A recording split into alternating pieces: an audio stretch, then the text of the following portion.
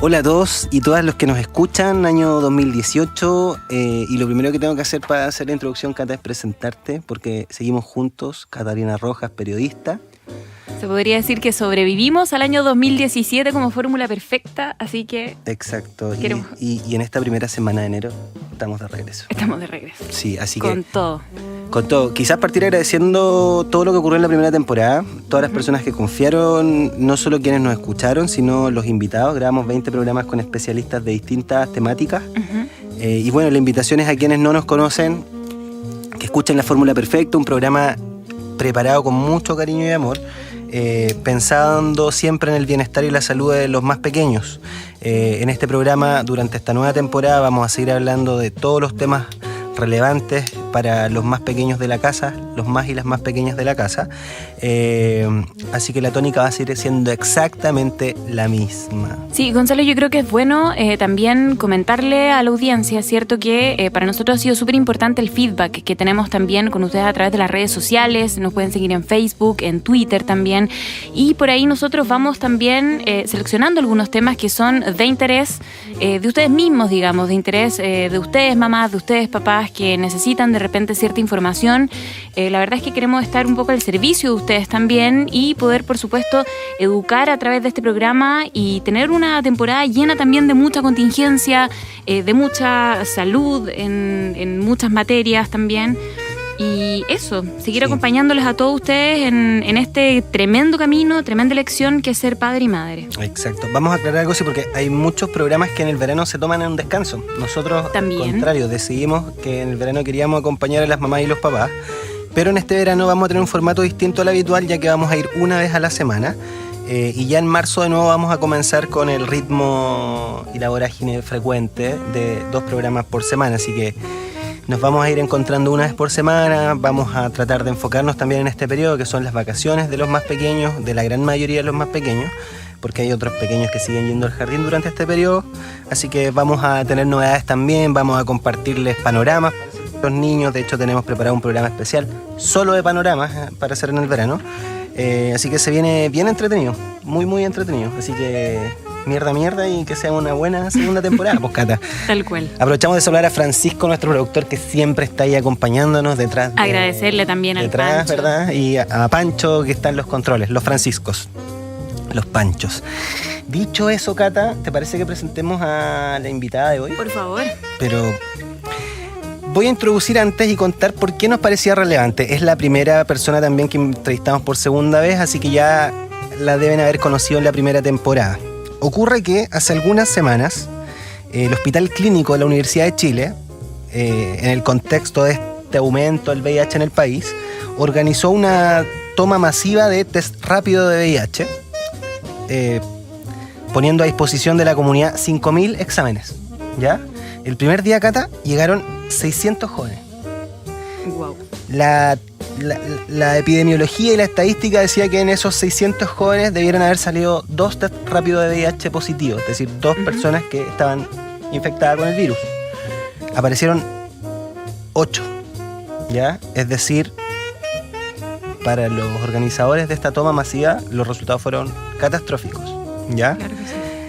Pero, o sea, catastróficos entre comillas, porque por último se reveló información que era necesario revelar, que eso es lo importante de esto. Sí, da cuenta de una realidad bien sobre la cual hay que hacerse cargo. O sea, funcionó de alguna manera. Funcionó como un diagnóstico dramático. Sistema también. Sí, y para justamente hablar de esto, porque hay otra cosa curiosa en estos 8 exámenes positivos, que los 8 exámenes positivos salieron en jóvenes entre los 18 y los 25 años. Entonces, la pregunta que surge acá es: ¿cómo estamos educando a nuestros niños y a nuestros adolescentes que llegan a la juventud con conductas tan riesgosas? ¿Ya? ¿De qué manera también estamos comunicando de repente de una manera errada que no está llegando tampoco a transmitir lo que realmente necesitamos? Exacto. Que es la urgencia de hacerse el examen y de prevenir, por supuesto, con preservativo. Exacto. Entonces, desde ya les decimos que el programa de hoy día es para hablar de sexualidad y afectividad, y para eso invitamos a Carla Campos. Carlita, buenas tardes, gracias por venir acá, nuestro primer programa de esta segunda temporada. Carla Campos, para quienes no la recuerdan, de la primera temporada es matrona, magíster en sexualidad humana y profesora de la Escuela de Obstetricia y Puericultura de la Universidad de Santiago. Y hoy día viene acompañada de una persona muy importante que es Florencia, su hija. Así que le damos la bienvenida a Carla y a Florencia. Hola, muchas gracias. Estoy súper contenta de estar otra vez acá. Me gustó mucho la primera experiencia, así que acepté el reto de venir una segunda vez. Siempre dicen que las segundas veces son más fomes, pero vamos a tratar de hacerlo lo más entretenido posible. Digo, yo me niego a creer esto. Bueno, me niego. Yo vamos a tratar de derribar el mito absolutamente y vamos a ver qué es lo que sale de todo esto. Vamos.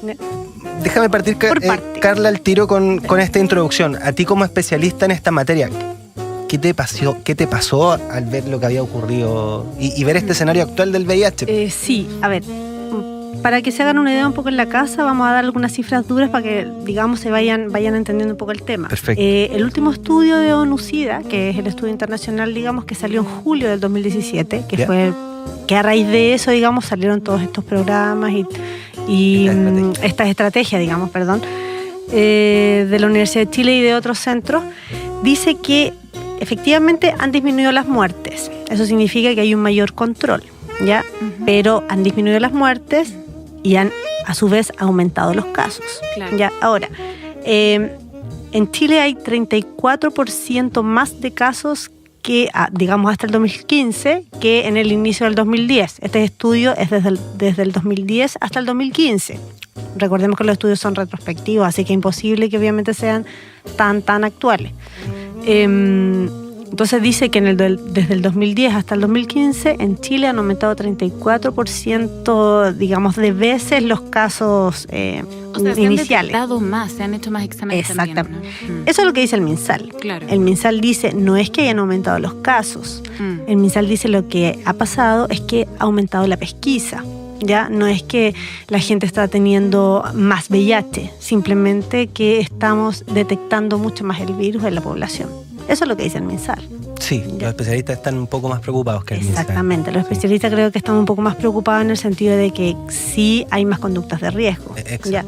Ahora, dentro del estudio, 61.000 personas en Chile viviendo con VIH.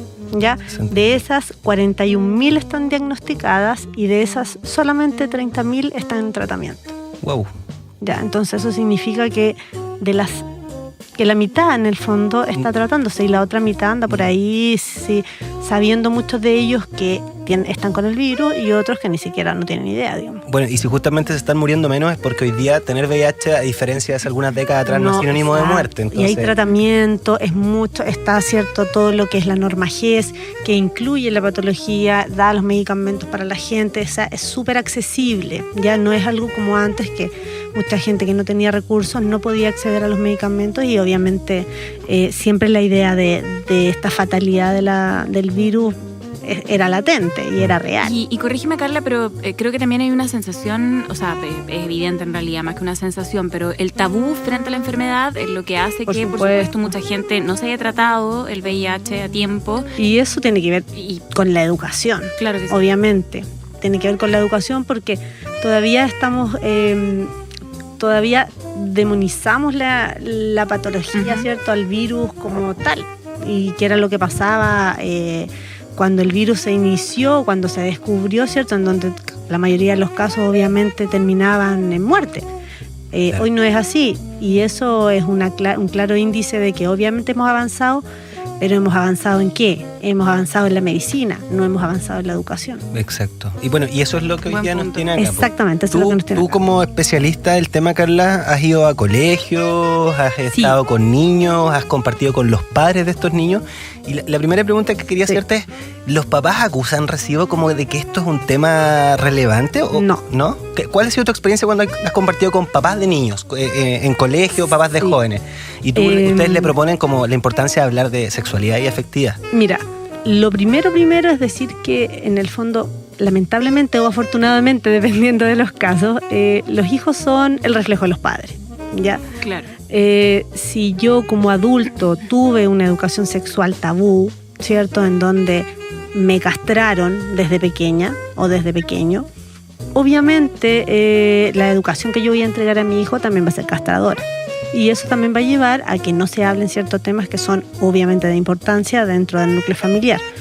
¿Ya? Entonces, eso es como premisa, porque obviamente hay algunas familias en donde estos temas sí son abordados y esos niños tienen menos posibilidades, hablándolo digamos en el ámbito educacional, de tener el virus, ¿ya? Digámoslo así. ¿Ya? ¿Por qué? Porque tienen obviamente menos conductas de riesgo, porque tienen mayor acceso a los preservativos, porque tienen mayor acceso a los métodos anticonceptivos, hablando también un poco del embarazo adolescente, ¿ya? Pero eso tiene que ver mucho con la forma con la que me educaron también a mí. Claro. ¿Ya?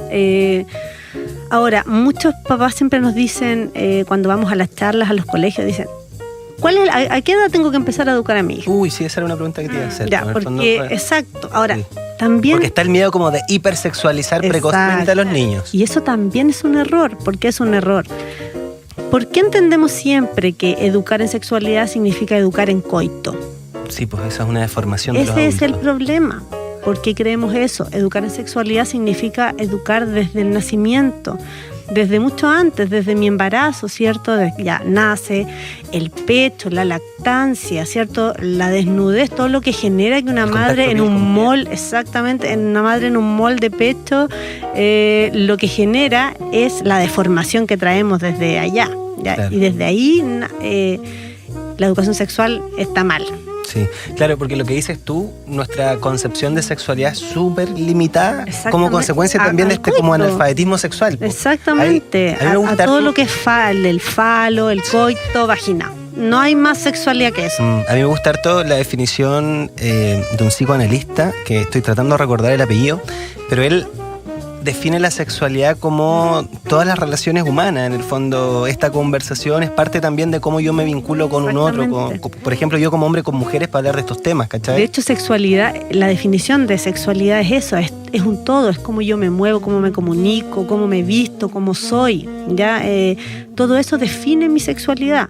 Obviamente, hablar de identidad y orientación y todo eso ya es otro tema absolutamente aparte y da para un montón.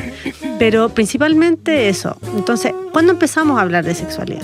Oye, mi hija que todo el rato está ahí molestando. Ya, por si acaso, si escuchan un ruidito, no, es ella. Oye, a la Flo la vamos a entrevistar al final, Flo, tranquila. No. Bueno, eso era para... Ya, en fin. Somos un programa baby friendly. Ah, ya, sí. me parece súper. No hay problema. Y mi baby sister así que los próximos invitados también, si quieren venir con su cachorro o cachorra. Ya, bueno, como les decía, volviendo al tema, a veces los papás nos dicen, ya, ¿a qué edad empiezo a educar en sexualidad? Sí. No hay una edad, siempre, desde que nace. La maldad la tenemos nosotros en el fondo. Ya una vez una mamá me dijo, mire, yo estaba haciéndole masajes porque vi así como en la tele un programa para hacer masajes chantala, que son los masajes que le hacen a los recién nacidos. ¿Sí? Exactamente. Entonces la señora estaba haciéndole masaje a su guaguita cuando la estaba mudando y vio que el niño tenía una reacción en el pene. Pequeña. Una erección. O sea, estamos hablando de de haber tenido días. Un año, ¿no? Era grande el niño. Ya. Entonces tuvo una pequeña reacción en el pene. Entonces dijo, yo inmediatamente lo solté, porque en el fondo se sintió como una madre causando una erección a su hijo, algo absolutamente sucio, ¿cierto? Visto desde su punto de vista, claro. Desde su cultura, desde su educación. Se acordó del libro de Edipo y dijo, chuta, o sea, claro, todo. Entonces, ese es el problema, que nosotros vemos como algo absolutamente malo algunas conductas que para los niños son normales, ¿ya? El pene tiene inervación desde siempre, no es que la inervación sea cuando ya es adolescente, no, ya la inervación es desde que nacemos. En el fondo los recién nacidos sufren de priapismo, que son estas erecciones involuntarias. Exactamente. Sí. Y obviamente el niño reaccionó ante un estímulo corporal, pero que para él en ningún caso era un estímulo sexual. Claro. Entonces, era un estímulo corporal, como dices tú, solo corporal. Solo corporal. Entonces, siempre hay que pensar en el fondo eso, que los padres estamos educados de una forma en donde todo lo que los niños hacen, mirado desde el punto de vista de la sexualidad, lo vemos como sexual, como coital, como erotizado. Y no es así. ¿Ya? Entonces hay que partir siempre desde esa premisa. Porque desde esa premisa quizá hay muchos papás que cuando... Yo tengo una hija mujer chica, 3 años. Entonces, en algún momento, cuando yo iba al baño y mi hija andaba detrás mío, me seguía al baño. Po. ¿Y tú te tapabas? No, pues no me tapé nunca, pues, pero en el fondo pensaba que hay muchos papás que la sacan porque... Por supuesto. Una niña chica no puede ver un pene en el fondo, ¿cachai? En el fondo... Exacto. Y bajo esta lógica... Pues ese es el momento de hacer educación, claro. ¿Ya? No hay que una niña de 3 años... no hay que sentarse con ella a conversar de temas que no le vienen a la cabeza. Claro. Mira, hija, yo creo que ya es edad de... No, lo que hay que hacer es resolver las dudas que van surgiendo en el camino. Entonces, si ella ve algo, va a consultar y eso es lo que hay que responder. Claro, en la lógica, mi hija entendió por qué yo hacía pipí de pie. Ese día mi hija entendió por qué hacía pipí de pie, entendió que yo tenía algo que ella no y que ella tenía algo que yo no. Entonces, ahí es el momento de educar en diversidad. ¿Me entiendes? Ese es el punto. Y de aceptación hacia sus genitales, hacia los genitales del resto, de respeto. Si no educamos a nuestros hijos la aceptación, de la autoestima, vamos a tener niños con problemas de peso quizás cuando sean más grandes, ¿cierto? De anorexia, de bulimia, todo eso por la falta de autoestima que yo le enseño desde pequeña, de aceptación del cuerpo, de mirarse. Hay que mirar los cuerpos. Si nosotros estamos todo el rato tapados, entonces nuestros hijos van a aprender que el cuerpo es algo malo. Eso, como que empiezas a construir el tabú de ahí. Exacto. Y yo le hubiese dicho a mi hija, ¿sabes qué, hija? Tengo que hacer pipí, quédate afuera, cierro la puerta y todo. Ahí quizás en su cabeza que empieza a construir de... Construye una corporalidad, digamos, desde lo prohibido. Claro. ¿Ya?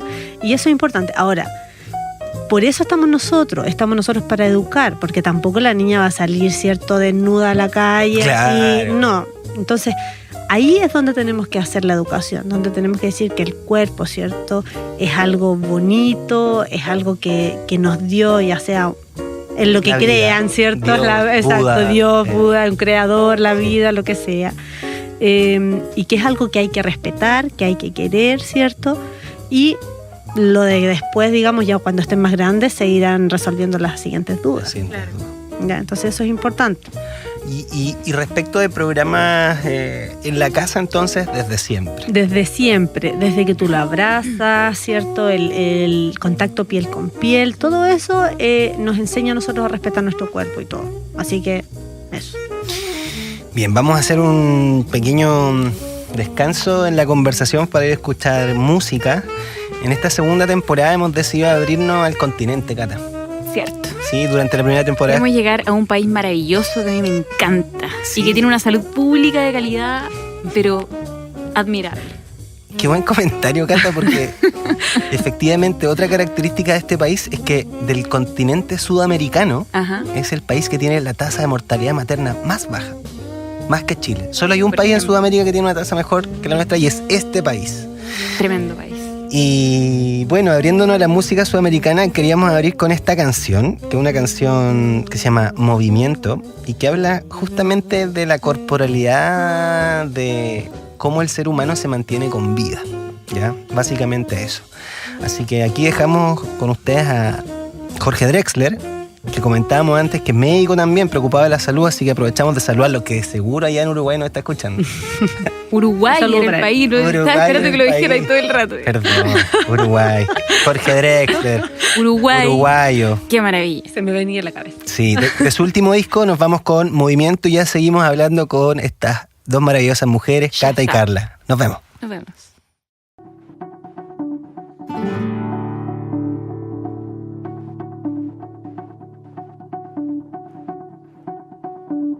Apenas nos pusimos en 2 pies, comenzamos a migrar por la sabana, siguiendo la manada de bisontes, más allá del horizonte, a nuevas tierras lejanas.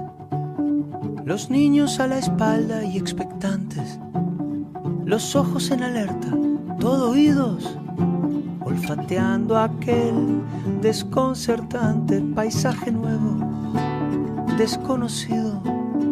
Somos una especie en viaje. No tenemos pertenencias, sino equipaje. Vamos con el polen en el viento, Estamos vivos porque estamos en movimiento. Nunca estamos quietos, somos trashumantes, somos padres, hijos, nietos y bisnietos de inmigrantes. Es más mío lo que sueño que lo que toco. Yo no soy de aquí, pero tú tampoco.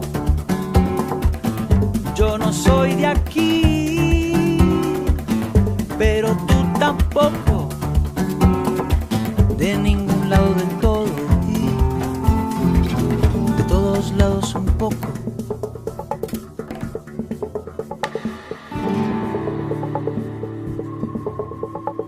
Atravesamos desiertos, glaciares, continentes, el mundo entero de extremo a extremo, empecinados, supervivientes, el ojo en el viento y en las corrientes, la mano firme en el remo. Cargamos con nuestras guerras, nuestras canciones de cuna, nuestro rumbo hecho de versos, de migraciones, de hambrunas. Y así ha sido desde siempre, desde el infinito. Fuimos la gota de agua viajando en el meteorito, cruzamos galaxias, vacíos, milenios, buscábamos oxígeno. Encontramos sueños.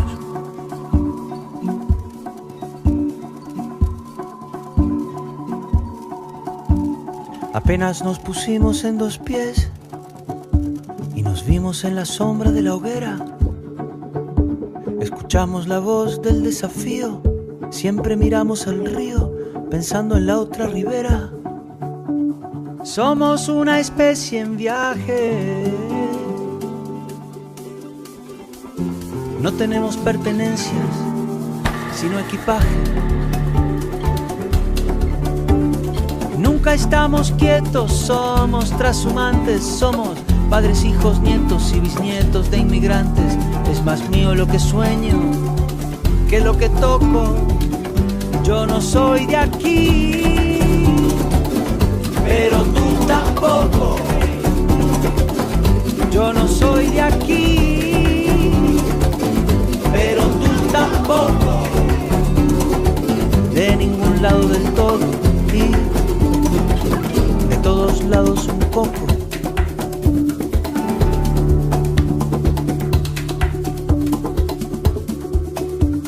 Lo mismo con las canciones, los pájaros, los alfabetos. Si quieres que algo se muera, déjalo quieto. Bueno, ahí pasaba entonces, como les decíamos, Jorge Drexler con Movimiento, una canción que además tiene un videoclip precioso, así que los invito a verla.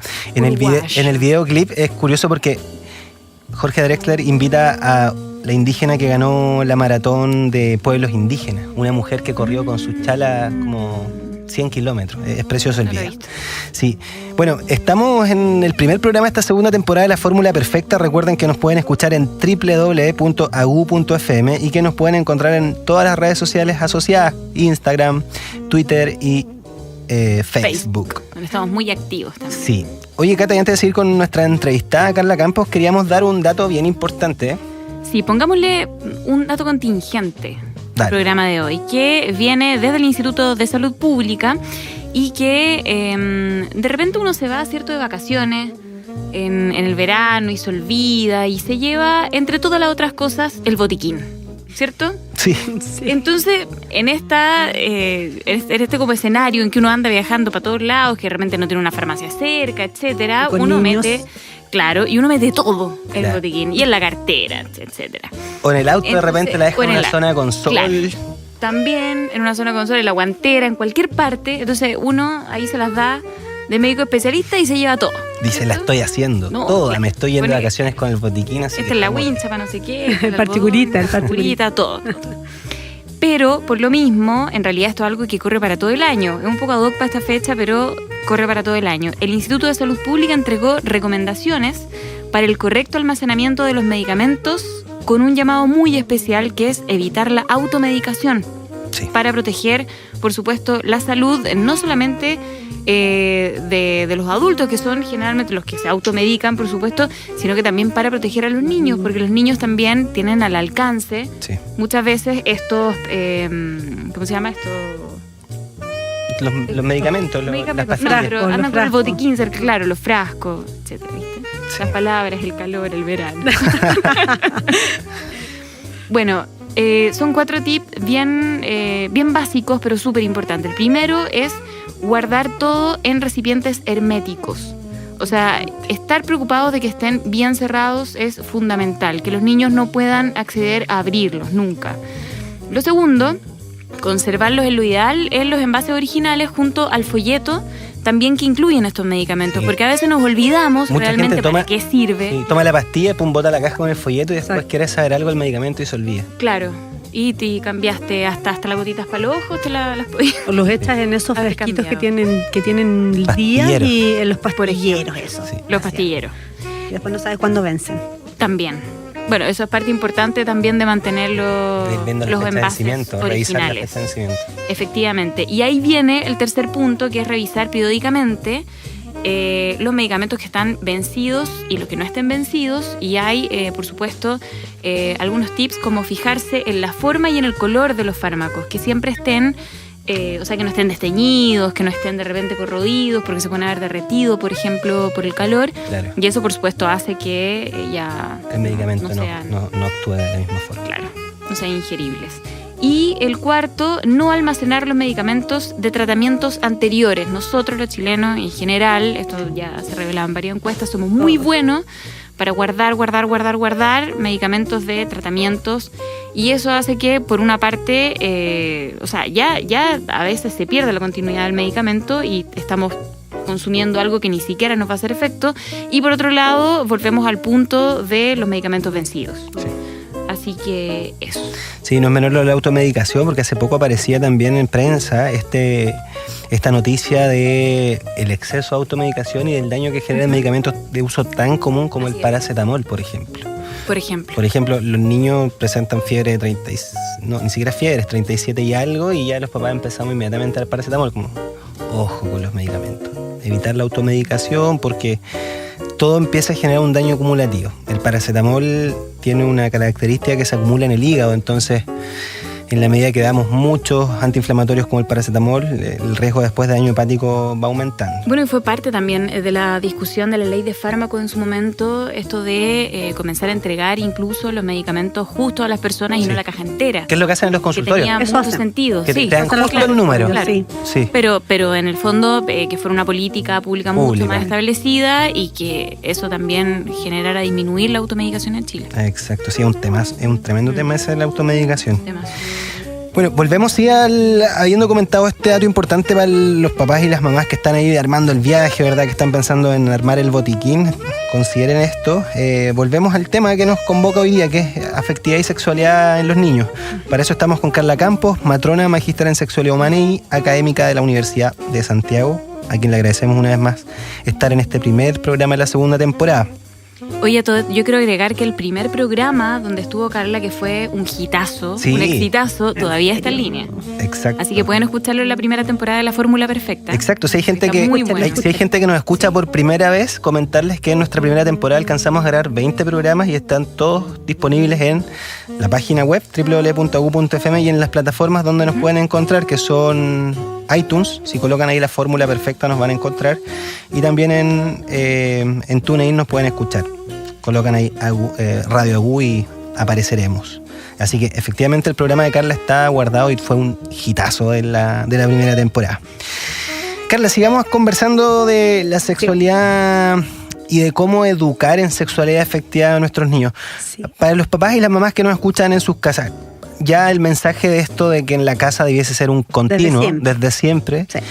¿Cuáles son algunos tips respecto de como el lenguaje, respecto del momento? También es importante. Respecto de el escenario en el cual conversamos. Algunos tips que... Sí, mira, podría hablar aquí eternamente. Perfecto. Yo sé que el tiempo es corto, así que voy a tratar de ir como a las cosas que principalmente como que de repente les producen alguna cosa y a los papás. Sí. Exacto. La masturbación. Perfecto. Ya. Masturbación en los pequeños. Ojo, no es masturbación como tal. Son esbozos de masturbación que se producen al principio, más o menos como a los 4 o 5 años, empiezan ya los esbozos de masturbación. Freud hablaba de etapas de psicodesarrollo, digamos, de desarrollo psicosexual. Y en la etapa fálica, que es la etapa en donde los niños empiezan a descubrir su genitalidad, ahí se producen estos esfuerzos de masturbación. Y ese es el momento en donde principalmente nosotros como padres, ¿cierto?, ponemos el grito en el cielo y nos arrancamos y todo porque vemos que están jugando con los genitales. Entonces, tips, no verlo nunca como algo malo. Jamás le digo a mi hija no, o a mi hija. Nunca las niñitas igual se exploran sí, los genitales. Por supuesto. Sí.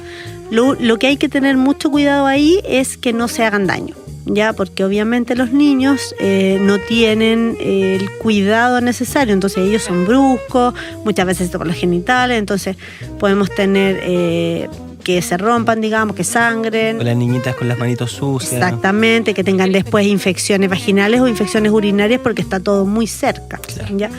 Entonces, principalmente eso, nunca decir, no lo hagas, porque ahí es donde yo puedo crear un problema, digamos, mucho más a futuro. La mayor parte de las disfunciones sexuales que se producen por castración en esta etapa de la vida, ¿ya? En la etapa fálica. Ese es un tremendo... O sea, claro, me sí, imagino, por supuesto. porque, o sea, sí, claro, si en el fondo te están autocensurando. Sí. O sea... Si tengo padres castradores, lo más probable es que tenga hijos con, o digamos, personas ya más adultas, con disfunción eréctil, ¿ya?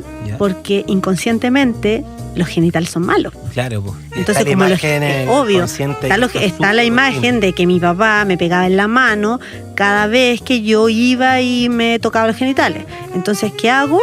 No lo tengo que hacer. Y por lo tanto, me cuesta mucho mantener contacto con mujeres o con hombres, ¿cierto? En el caso de las mujeres.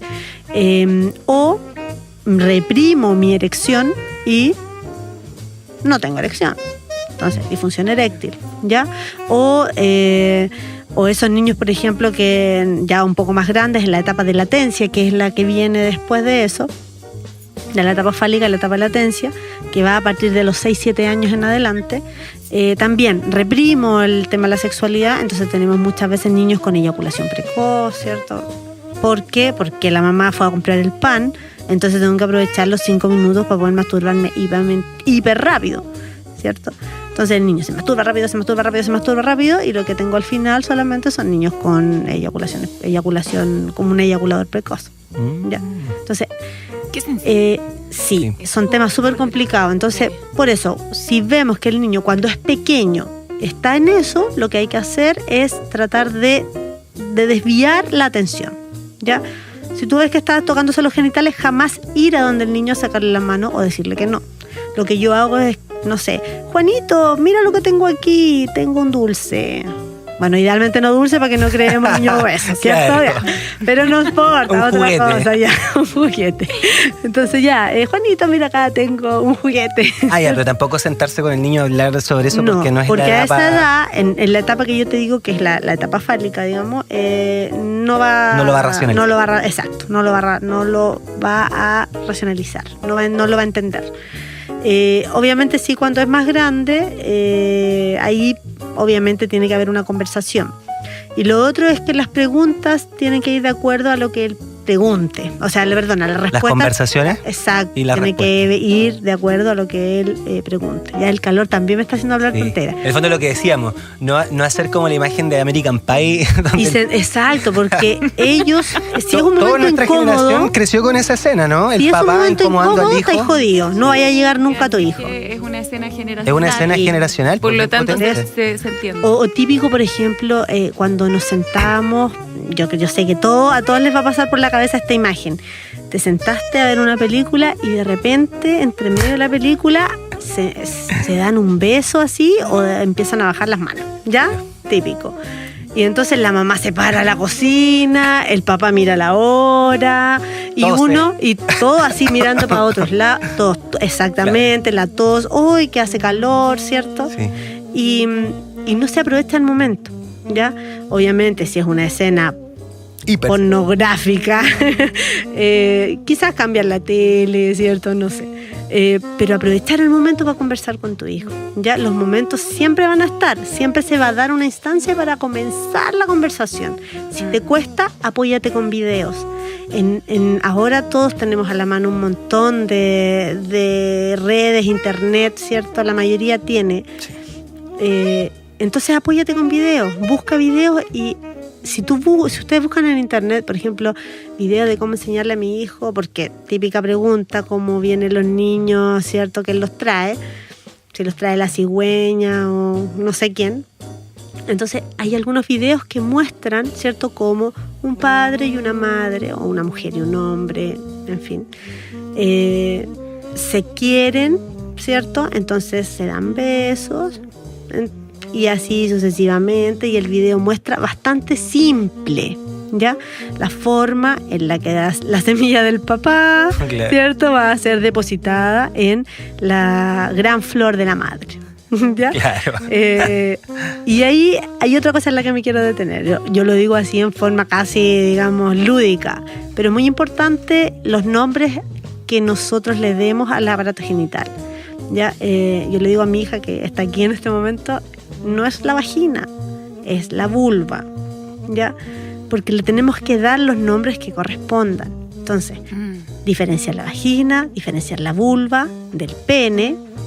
No tenemos un pilín, no tenemos una vajijiji, ¿cierto? No.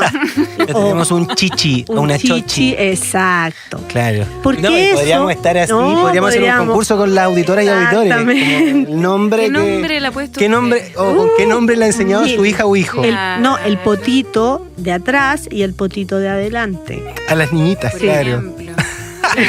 Entonces, ¿qué te crea eso? Lo que le estás diciendo, el mensaje que estás transmitiendo es que no podemos decir pene, no podemos decir vagina porque es algo absolutamente malo, entonces hay que llamarlo de otra forma, porque hay que ocultarlo. Y ahí empezáis a generar esta cultura de Mira, si al final todo lo hemos hecho, en alguna u otra forma. Todos en algún... Sí, porque nuestros padres vienen de una cultura súper castradora. Una generación bien... ¿Cierto? Exactamente, es una generación donde sus papás no se sentaban con ellos. Ahora, me ha tocado mucho, por ejemplo, en algunas charlas a padres de adolescentes, ya avanzamos un poquito, que los papás nos preguntan, mi hija me hace preguntas de cómo saber si está enamorada o no. Entonces, ¿qué le digo? Ya, como más de afectividad. De afectividad. Y eso también tiene que ver con una falta de educación, porque no solamente, por eso te digo, insisto, los padres hablamos de educación sexual, inmediatamente hablamos de coito, ¿cierto? De infecciones. Y de infecciones y de método anticonceptivo. Sí. Es lo único que sabemos hablar. Entonces, tenemos que ir más allá. El afecto por nuestro cuerpo, el afecto por el otro, el respeto por el otro, va a hacer que las niñas no tengan algunas patologías cuando más grandes, como por ejemplo el tema del bullying, el tema de la bulimia, el tema de la anorexia, el respeto por el cuerpo, y eso también va a saber mejor, si se quiere ella, va a poder... Es mucho más fácil que otra persona te quiera. Bueno, igual que cuando uno se conoce o no. Si tú te conoces, va a ser mucho más fácil que el otro también te conozca. Sí, pues sobre eso que estás hablando, Carla, hace poquito hay una campaña en Chile que se llama La Rebelión del Cuerpo. Sí. Que publicaba sus primeros resultados y era impactante la cantidad de horas que las niñas, no los niños, y esto también tiene que ver con todo este sesgo como de género que nosotros tenemos. Sí, absolutamente. La cantidad de horas que pasaban las niñas preocupadas de su aspecto físico, por supuesto, versus los niños, y dice relación con esto en el fondo.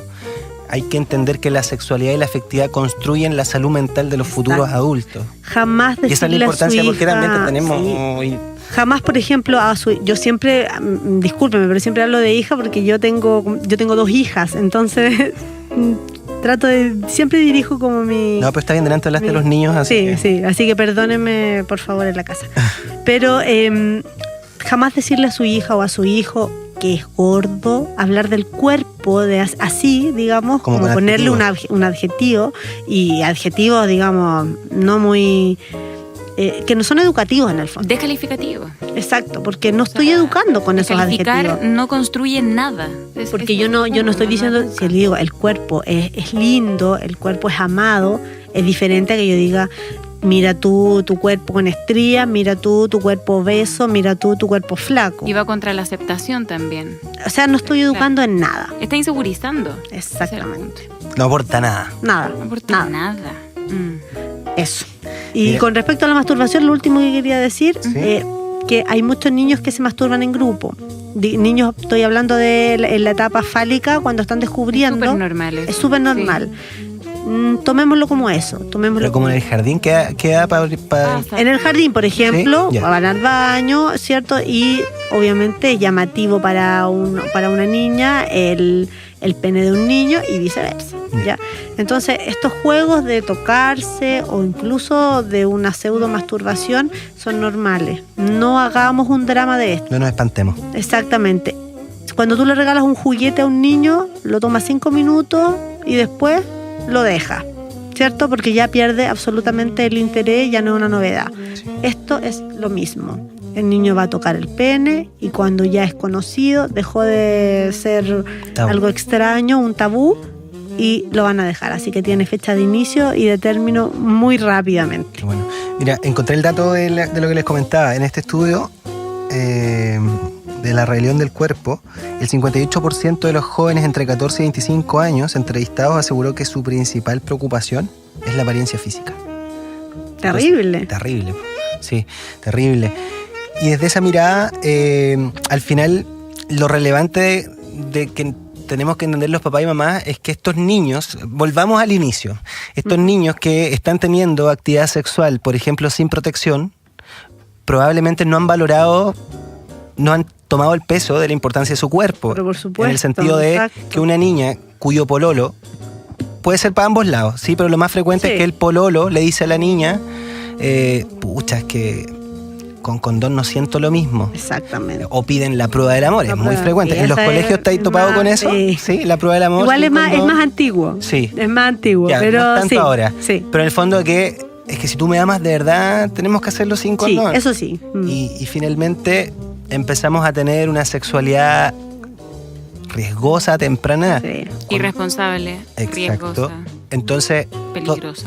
Entender que cuando nosotros con nuestros hijos e hijas comenzamos a temprana edad a hablar de esto con espontaneidad, con naturalidad, cuando hay que decir las cosas como son, decirlas, estamos previniendo luego que ocurra esto. Normalmente cuando nosotros creemos que es momento, ya no lo es. Qué bueno eso. Ya, cuando nosotros pensamos que ya es momento de actuar, te aseguro que llegamos tarde. Si yo pienso que mi hija a los 15 años es momento de educarla en sexualidad, volviendo al tema de la sexualidad como único tema, coito y método anticonceptivo, infección y todo eso. A los 15 años es tarde, ¿ya? Si vamos a ponerle una edad de inicio a eso, lo mejor sería alrededor de los 9 años, que es cuando empieza la edad de latencia. Ah, perfecto. ¿Ya? Entonces, 9 años. Por eso yo decía, la edad para iniciar la conversación o digamos la educación es desde el inicio, desde siempre, desde que nací. Pero para hablar de sexualidad como tal, los 9 años es perfecto. Es una edad... Exacto. Eso es como tercero o cuarto básico, para que nos hagamos una idea más, sí, más o menos. De etapa escolar. Siempre con un lenguaje súper, digamos, amistoso para ellos. ¿Ya? Tratar de, no poniéndole otros nombres, pero sí un lenguaje simple. La gente del área de la salud de repente también se traba mucho en esas cosas y quiere enseñarle a sus hijos casi como que fueran profesionales. No, ¿ya? Hay que educar siempre con respecto a la edad que ellos tienen. Y como dije anteriormente, no hablar más de lo que ellos preguntan. De lo que ellos preguntan. Y si hay niños que no preguntan, no es que no tengan dudas, ya es que muchas veces lo resuelven con otras personas. Por lo ¿Y en tanto, ese caso a esos qué niños hacemos? Sí hay que sentarse a hablar. Ya, perfecto. O sea, si mi hijo llega a los 8 años y jamás he tocado un tema, que podrían haber papás o mamás que nos están escuchando y dicen, chuta, mi hijo tiene 5, 6, 7, 8 años, jamás a le he los hablado... 5 o 6 años quizás no, ¿ya? Quizás sus preguntas, ahí hay que, a los 5 años la cosa va por uno. Uno tiene que educarlo con respecto a la autoestima, a esas cuerpo. Cosas. Exactamente, empezamos por eso. Pero si el niño tiene 10 años y nunca ha preguntado nada, entonces es raro, ¿ya? Y no es porque no tenga dudas, lo más probable es que tenga muchas más que la que preguntó algo desde los 5. Es que ese es el punto, es verdad, muy probablemente le da vergüenza porque pero es porque obviamente ahí uno nunca dio el pie de hacer. Exacto. Claro, de que es un tema negativo, de que no se puede acercar ahí, de que y mi mamá me puede retar, mi papá me puede retar. Pueden pensar que soy sucio. Claro. Porque eso es lo que ellos dicen. Los adolescentes dicen, yo no me puedo sentar a hablar con mi mamá porque no me habla de esos temas. Entonces, ¿cómo no me habla de esos temas? ¿qué es esos temas? Si la sexualidad es algo que nosotros vivimos a diario, no es un tema en particular. El tema es que no nos estamos sentando con nuestros hijos a conversar. Ese es el tema, ese es el problema. Oye, y quizás este último mensaje también volver a contextualizar en nuestro país. Hoy día nuestros niños y niñas no están recibiendo nada de esto en el colegio. Nada. Entonces, como no hay ningún programa descansar como que, o con la pareja, ¿verdad? Decir así como, bueno, no importa, el colegio se van a hacer cargo de esto, ¿no? La mayoría de los colegios que imparten educación sexual son a partir de proyectos de otras instituciones o ONG que van, digamos, y lo hacen sin fines de lucro. O universidades también, que es lo que hacen ustedes. En este caso, ejemplo, claro, como la Universidad, ¿no? de Santiago, exacto, que es donde yo pertenezco, que sí vamos a colegio y hacemos educación. Y que ellos nos reciben, pero absolutamente felices, los chiquillos, están ansiosos de saber, de preguntar, de conocer. Y de repente uno dice, chuta, vamos a primeros medios, qué tarde estamos llegando, porque ya hay niñas que son madres, niños que son papás, niñas que están teniendo conductas de riesgo. Entonces de repente tú vas a primeros medios y la pregunta de los chiquillos que tú esperas y que sea otra es si a través del sexo anal es factible tener virus papiloma. Entonces tú decís, claro. Ya, ¿qué onda? Sí. Yo en primer medio no sabía eso. Claro. O sea, no es que no sabía, sino que ni siquiera se me hubiese ocurrido preguntárselo a alguien. Claro. Y es ahí cuando tú decís, algo está fallando. Y claramente algo está fallando. No tenemos programas, los que hay son... No me voy a poner a criticar los programas que hay, pero son caros. Son mejorables y son muy Son caros y obviamente mejorables. Oye, Carla, y delante mencionabas páginas web. ¿Tú como especialista recomendás alguna página web o alguna...? No, mira, los videos del... A ver, en Noruega hay el programa de educación sexual de Noruega. Sí. Tiene un montón de mini videos que eso los hacen con modelos en vivo, por así llamarlo. Claro. ¿Ya? O sea, con personas. Exacto. De carne y hueso. Exactamente. Entonces, si nos cuesta un poco sentarnos a conversar con nuestros hijos, pongámosle el video, y hay algunos que están traducidos, entonces nosotros mismos podemos educarnos, y aprovechar de que nosotros vamos leyendo, ¿cierto? Porque son en inglés, obviamente. Claro. Entonces vamos leyendo y vamos nosotros hablando editando, a nuestros hijos. Va editando. Exactamente. Y eso te sirve ¿para qué? Para apoyarte en algo, casi que un PowerPoint. Y es un PowerPoint que le sirve a tu hijo porque lo está observando, o a tu hija porque lo está observando, pero además nos sirve para que nuestros hijos van a decir, ¡ay, mi papá, mi mamá es seco! Claro. Mira todo lo que me está hablando. Y además eso va a reforzar la imagen de confianza. Confianza. Exacto. Como que si alguna vez tengo alguna duda sexual, sé que puedo contar con mi mamá, mi papá, y puedo preguntárselo. Es que es súper importante también tener esa confianza con los papás, creo yo, también por un tema que, no vamos a alcanzar a hablar ahora por tiempo, sí, pero tiene que ver con abuso. Ah, claro. Si yo tengo la confianza con mis papás, obvio, real, desde muy chica, digamos, voy a poder ir a preguntarle, oye, tuve esta experiencia rara sexual con alguien, papá, ¿esto está bien, está mal? Me sentí rara, o sea...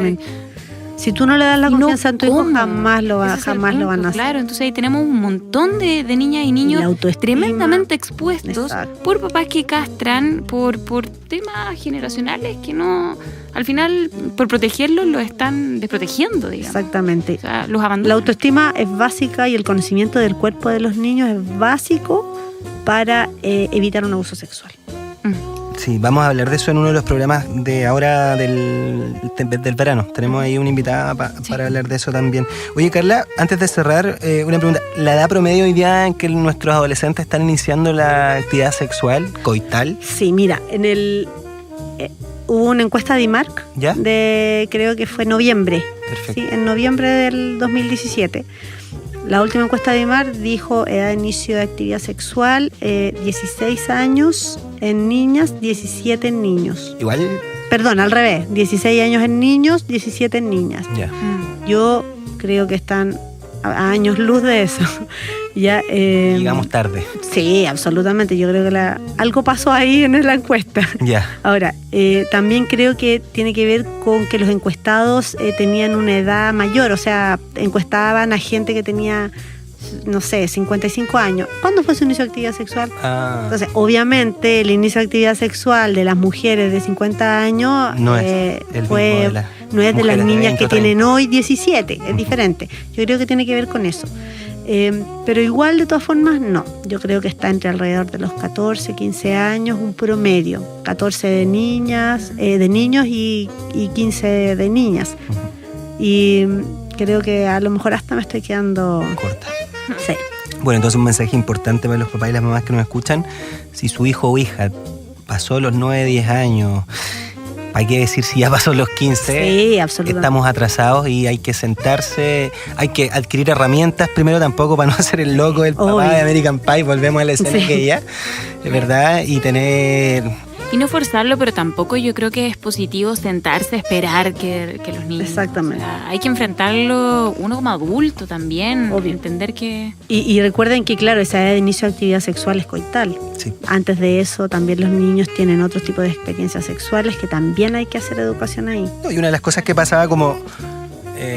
que leía otra vez, como las nuevas generaciones no han tenido espacio para conversar con nadie, ni en el colegio, ni con los padres, piensan que el sexo coital es malo, entonces vamos con otras prácticas. No pierden la virginidad, no pierden la virginidad, entre comillas. Claro. O no voy a quedar embarazada. Exactamente. Y empiezan con otras prácticas que las exponen a otros riesgos como el VIH. El sexo anal tiene mayor riesgo de VIH que el sexo vaginal. Así que importante que los papás nos hagamos cargo. Tenemos harta tarea pendiente. Partimos la segunda temporada entonces diciendo a los padres y madres, hagámonos cargo. Sí, por supuesto, no lleguemos tarde. No lleguemos tarde. Yo creo que ese es el lema, no lleguemos tarde. Que no nos dé vergüenza hablarlo. Que no nos dé vergüenza y abramos nuestra mente con nuestro propio cuerpo primero. Bueno. Y háblenlo entre amigos también. Obvio. Siempre lo hablamos como siempre así, para la broma. No tiene por qué ser broma. Sí, claro. El cuerpo es algo hermoso. Sí. De repente uno... Ese mensaje es maravilloso, el cuerpo es un regalo hermoso. Como sea, sí. Exacto. Bueno, vamos llegando al término, Carla. Nuevamente agradecerte por esta maravillosa conversación. Espero que me haya superado. Esperemos que el primer programa. No, sin duda fue una, nivel, Carla. Fue una maravillosa conversación. y como dices, podríamos estar quizás 30, 40, una hora más hablando de estos mi hija temas. Está aburrida ya. Oye, Flo. Yo creo que amiguita. Flo, ¿puedes pasar el micrófono a la Flo? Por favor. Flo, ¿te puedo hacer una pregunta al aire? Bueno. ¿Sí? ¿Cómo fue venir a la radio? Porque tú le preguntabas a tu mamá qué se sentía estar en la radio. ¿Cómo lo viste tú? Bien. ¿Bien? ¿Sí? ¿Te gustó acompañarla? Sí. ¿Sí? ¿Tú estás de vacaciones ahora? Sí. Perfecto. Que te vaya muy bien en tus vacaciones. Gracias por acompañar a tu mamá. Y encuentro que te portaste maravilloso, Flo. Así que puedes venir cuando quieras. Sí. Cada vez que invitemos a tu mamá, dile que te traiga. Vas a venir. Ya, y otra cosa, escucha el programa porque al final del programa vas a salir hablando tú en la radio y vas a ver cómo se escucha. ¿Ya? Ya. Oye, Carla, muchas gracias por la invitación. Gracias por la invitación. ¿Eres una amiga del programa ya? Sí, ya somos todos juntos. Sí. Gracias, Flo, de nuevo por acompañar a tu mamá. Cata, ¿algo comentar? Nos despedimos hasta la próxima semana, ¿no? Hasta muy pronto, claro que sí. Nos seguimos viendo todas las semanas, así que recuerden, ya estamos de regreso. La fórmula perfecta ha vuelto. ¿Sí? En Gloria y Majestad nos quedan muchos capítulos. Exacto, así que nos vemos la próxima semana. Gracias a todos los que nos escuchan, a los franciscos. Nuevamente agradecer. Nos vemos. Chau. Nos vemos. Chau, chau.